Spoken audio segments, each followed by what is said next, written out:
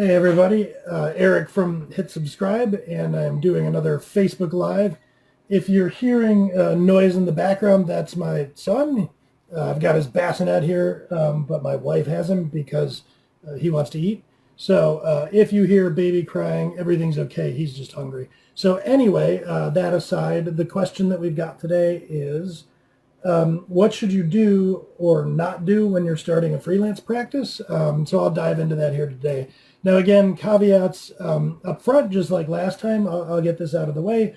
I am neither an attorney nor a CPA nor any number of other things. So this is not legal and or financial advice in an official capacity. What I am is somebody who has started, I believe, 4 LLCs in 2 states and had, varying degrees of success with doing all of that stuff. So I have a good bit of applied field experience, starting businesses, freelancing, growing businesses, including this one, Hit Subscribe, which now has employees, contractors, the whole 9 yards. So I have started a lot of businesses, gotten paid by a lot of people, paid a lot of people, etc. So what I'm offering you here is my take on what I would do if I were you and starting a moonlighting or freelance practice. And kind of like if I could go back, 11 years now, to when I first did this and give myself advice, it would be this. So what should you do and what shouldn't you do? Let's start with what you should do. The first thing I would recommend doing is starting an LLC. I talked about this last week, but it's not particularly expensive, and it gives you some legal protection, and it makes certain pieces of accounting easier down the road. And I think it's just a good thing, like it's a good life experience to have a business. So definitely recommend doing that one. Specifically an LLC, don't go start a corporation. If you are freelancing, you're going to want to do a single member LLC. I wouldn't advise starting a partnership for any reason, like it's just you. So go start that. It's not hard to do, and it will set you up for a number of good things down the road. Number 2, I would set up a business bank account. So once you, as we covered last time, start your LLC and get your employer identification number, if you're based in the U.S., sort of your tax social security number, if you will, you can then wander on down to the bank, or I guess whatever people do now, virtually wander down to the bank and open a business banking account. And I would definitely do that. It helps keep your finances that are personal from being commingled with the business finance. But I would also recommend doing a second thing, which is create a savings account in that business. And the reason that you want to do that is because of taxes. So this advice is going to be U.S. specific, but if you're not in the U.S., I imagine that similar principles apply. So in the U.S., when you receive a paycheck from your employer, there's all that tax that's withheld. So your employer takes that money from your paycheck, sets it aside, and then sends it to the government. Now, or your payroll company, anyway. When you're paid as a freelancer, nobody's setting money aside. So if you came and you wrote a blog post for Hit Subscribe and we said we'd pay you $100 for that, we just send you a check for $100. Nobody withholds any money from that. You get all of it. But the issue is that you, as a business owner, are now responsible for paying tax. You don't have an employer to take care of that for you. So what you're going to do is this. Set up your checking account and set up your savings account in the business. These are both business accounts. And every time you get money, if you get $100, you're going to put 30% of that into the savings account. So $30 of that 100, you put it into the savings account. Now, why do you do this? It's to prevent you from getting an unpleasant surprise next year at tax time.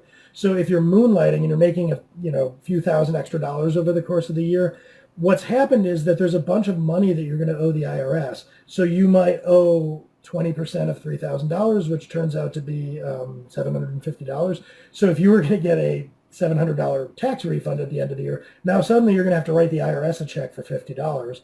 And if you do a lot of moonlighting, that number can be pretty significant. And so what you're going to want at a bare minimum is to have this money set aside so that you take that out at tax time. And instead of writing a check out of your personal account or whatever, you can take that money and use it to pay what you owe the IRS. So that's one benefit, and then if there's anything left over, that's your refund. Another benefit is that if you start moonlighting and freelancing significantly, if you're not having regular tax withholding, the IRS will come and say, I want what's called quarterly tax estimates. So the IRS is fine with taking way too much money out of your account, holding on to it and earning interest until the time comes to give you your refund.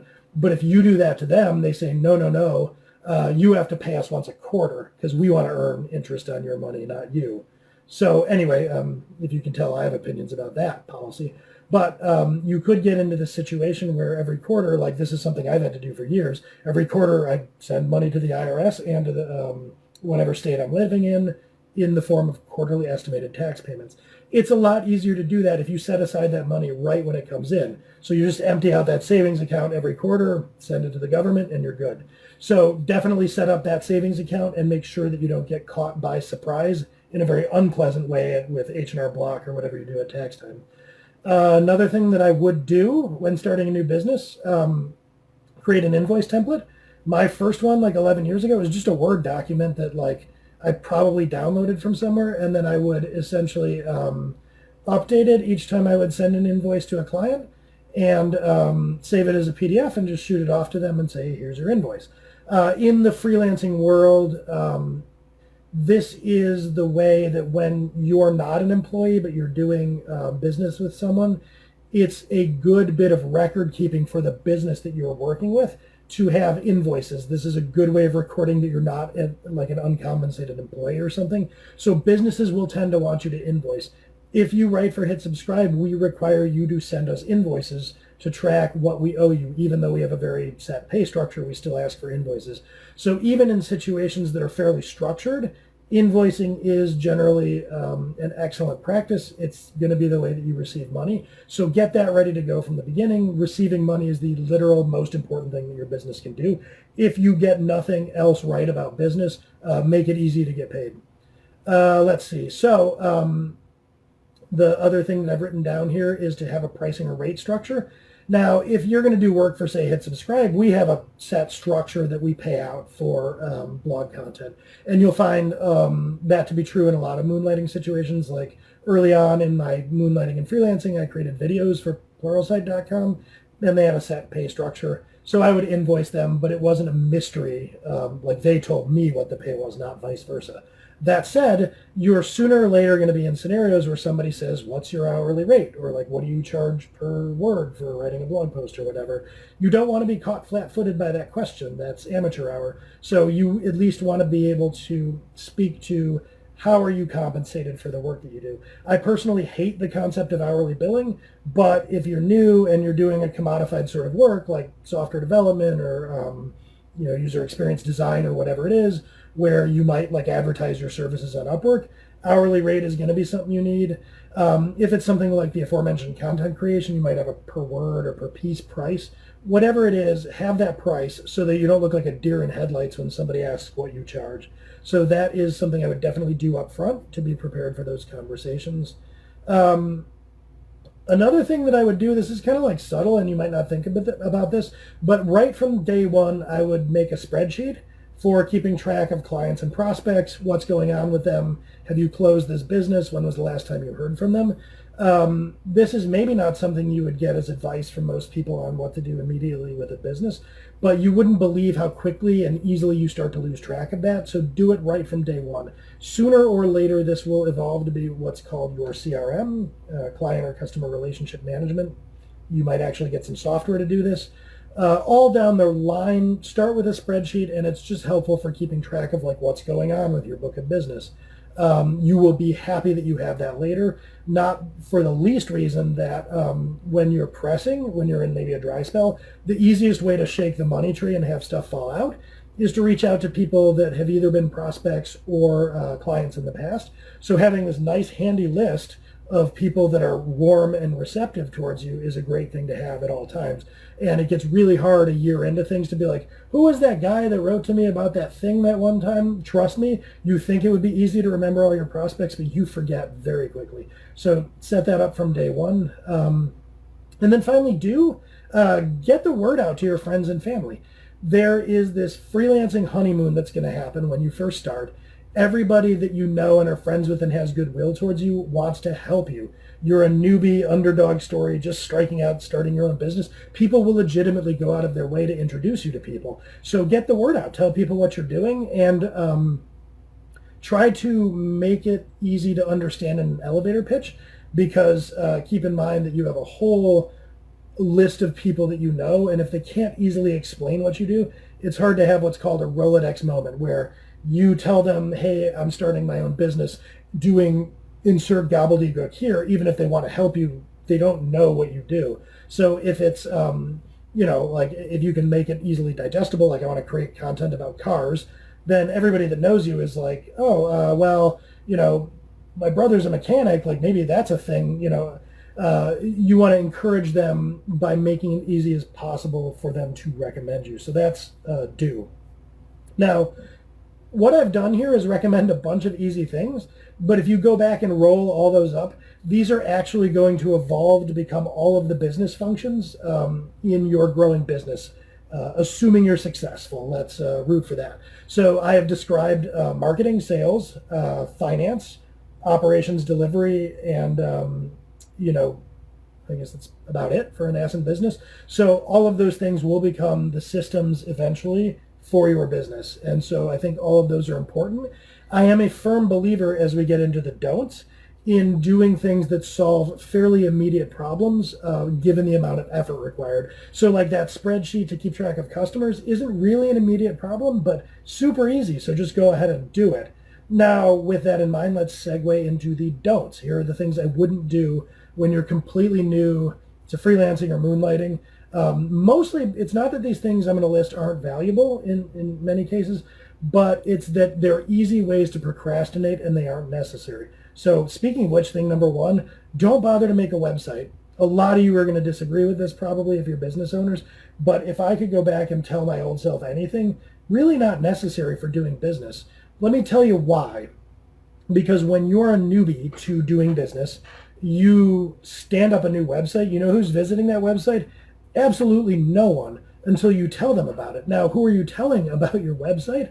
Well, it's going to be mainly people that might do business with you anyway. So for instance, you've just put out the word to your friends and family and you think like, hey, I need to give them a website so that they can send prospects to it. No, not really. Just have the prospects email you. There's nothing wrong with having a website. Like if you're really good at websites or you've done it a lot and you can stand up some kind of WordPress thing in 5 minutes, then, God bless. But if you're not familiar with it, don't let that stop you from starting a business. If people ask you, why don't you have a website? That's a simple thing to say. I'm waiting to build one until I decide what my niche is really going to be. Problem solved. Like that's a very reasonable explanation for not having a website. So if you find that somehow you're losing prospects because you don't have a website, then yeah, by all means go make one. But I think a lot of people overestimate the importance of having a website early on. Along those lines, if you do create a website, or if you're just describing your business, don't use the royal we. If you are a newbie moonlighter or freelancer, what I mean by this is if you go and create a website or you just, start explaining what you do, don't start talking about how we here at blah, blah, blah believe this and that. You are going to look like exactly what you are, which is a newbie freelancer pretending to be an agency. You are not going to fool anybody by talking like that, I promise you. You're going to be the commercial equivalent of like dressing a baby up in a suit, and people are going to be like, oh, that's cute, but I don't believe that you're an adult human that works. I think you're a baby in a suit. Do not try to fool people with this, please. It is perfectly acceptable to have copy, have a website, to introduce yourself as, I have a business doing this. I am a freelancer that does this. It is reasonable. Do that. Don't fake it. You're not faking it till you're making it. You're just looking silly. And if I sound like I'm really chiding you, it's because I've made like most of these mistakes. So my first site that I ever stood up, prematurely by the way, was just we do this and we believe in that everywhere. And it's just don't. You're not going to fool anybody. Don't. Along those lines, don't make business cards. This is another great way to procrastinate and not get anything done. And I'd say this before the pandemic. I mean, I don't know that in-person interaction is even going to be legal for the next decade, but like even if it were, I over the years have put more business cards into the win a free meal at Chipotle bowl than I have given out to people. I will say that if you're attending conferences or something, if you're very extroverted and you find that you often wish you had business cards, then sure, go make some. Don't do that before starting to do business. It is not something you need. Here is one that, maybe for any lawyers in the audience will get me excoriated in the comments. don't have a contract, don't bother with stuff like that. Pardon me. Let me walk you through why I say this. So, if you're a newly minted freelancer, then your understandable worry is that you are not going to get paid. You're going to do a bunch of work over the course of a month, and then you're going to bill in arrears, send an invoice, and say, hey, over the last month I did like $4,000 worth of work. You owe me $4,000. That's a big risk. What if they don't pay you? So brainstorm. You get a contract, and you have them sign the contract, and now they have to pay you, right? You'd think that, but like, let's actually walk this through game theory style with you and this organization. So you do $4,000 worth of work, and then you send an invoice, and that invoice is payable in what's called net 30 usually, which means that they are supposed to pay you within 30 days. Now, in reality, by the way, clients often pay late. So you do another $4,000 worth of work while waiting on payment for your invoice. Now they're into you for $8,000, and your invoice is suddenly late. So I guess if you're really aggressive and you aren't worried about the client relationship, you could say, hey, your invoice is late. I'm going to stop doing any more work for you. But you probably won't do that, especially because that might anger them, and then you worry about getting paid. So you go along another month. They're into you for $12,000, and you still haven't gotten paid. So at this point, maybe you start to really worry. Good thing you've got that contract, right? You present it to them and you say, hey, I've got a contract. You have to pay me. Now, let's say that they just ignore that. What do you think happens next? What do you do? Your magic contract spell hasn't worked. So maybe you hire a lawyer, and the lawyer sends them a nastygram saying that they have to pay. Well, great. They owe you $12,000. You've just spent $1,000 of it on a lawyer, and that lawyer has sent them a letter. Now, the next thing that they do is they ignore your lawyer. What do you do next? Do you get your lawyer to go take them to trial and spend thousands of dollars? So here's the thing, when it really boils down to it, if a company is serious about stiffing you, your contract is not going to be even the slightest deterrent. That's not going to be a significant issue for them. They will just forever not pay you until eventually you run out of money trying to get them to pay you. What you'll probably do with anything is send them to collections and then be lucky if you get maybe a quarter of what they owe you. Probably not. So that's the realistic scenario that plays out. There are all kinds of ways to mitigate that risk that I just described. Upfront payment, deposits, do a small engagement before going on some kind of indefinite arrears retainer. Only do business with larger companies. There's so many ways to mitigate that risk. Don't bother with a contract.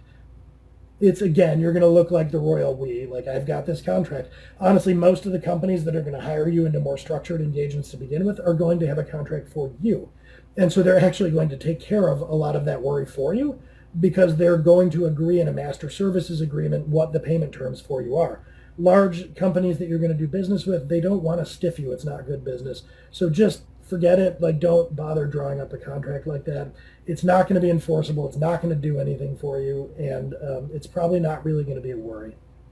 The last thing I'll close with is something that, unlike everything I've listed so far, which you probably eventually do want to do, contracts, legal, website, sooner or later you'll do all that stuff, just don't procrastinate on it. This is something I would never recommend doing. Don't annoy or spam people, even if you feel like you're desperate for business out of the gate. Go off on your own unless you've been laid off or something and you're kind of in desperation mode. Build a runway first. Go off on your own. Sure, let people know what you're doing. Don't spam your friends and family. Don't go make a nuisance of yourself. It is just not a good long play.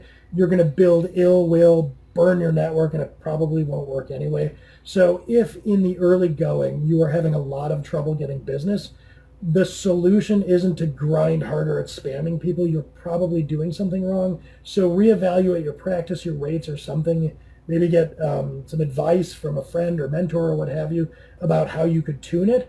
Because if you get little traction in the beginning, yeah, it could be a sign that you just need to grind harder, but more likely it's a sign that you're positioned wrong somehow. So yeah, those are the do's and don'ts from my years of experience, applied field experience.